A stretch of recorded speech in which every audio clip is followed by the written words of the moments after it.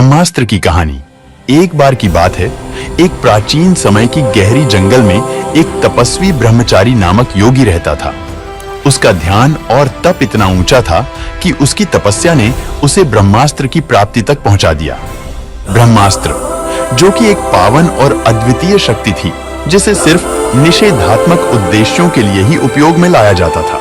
एक दिन उस जंगल में एक युद्धाभ्यास करने वाले राजकुमार नामक युवक अपने गुरु के साथ आया। राजकुमार को ब्रह्मचारी की तपस्या का विस्तार और उसकी शक्ति का पता था, और वह ब्रह्मास्त्र के बारे में भी सुना हुआ था।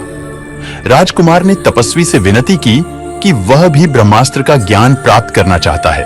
तपस्वी ने राजकुमार की विनती सुनी और उसे ब्रह्मास्त्र का ज्ञान देने का निर्णय किया, परंतु इसे सिर्फ राजकुमार की श्रद्धा, विश्वास और नीति के अनुसार उपयोग करने की शर्त रखी। राजकुमार ने अनेक वर्षों तक तपस्या की और ध्यान में रहकर ब्रह्मास्त्र का ज्ञान प्राप्त किया।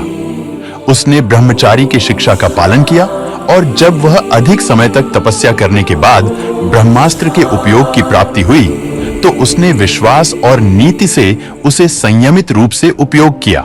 एक दिन जंगल में अचानक ही एक बड़ी संख्या में दुश्मन राज्य के वीर उनके शहर पर हमला करने आए। राजकुमार ने अपने ब्रह्मास्त्र का उपयोग किया, परंतु इसे ध्यान और नीति से उपयोग करके वह ब्रह्मास्त्र सिर्फ दुश्मनों को नष्ट करने में समर्थ रहा, बिना निराधार विनाशकारी प्रभाव को जन्म नहीं दिया। राजकुमार ने अपनी नीति से दुश्मनों को शिकार किया और अपने शहर को सुरक्षित रखा।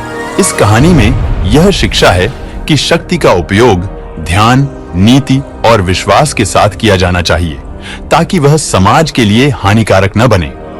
इसे सुनकर सभी सुनने वाले व्यक्ति के मन को खींच लेती है।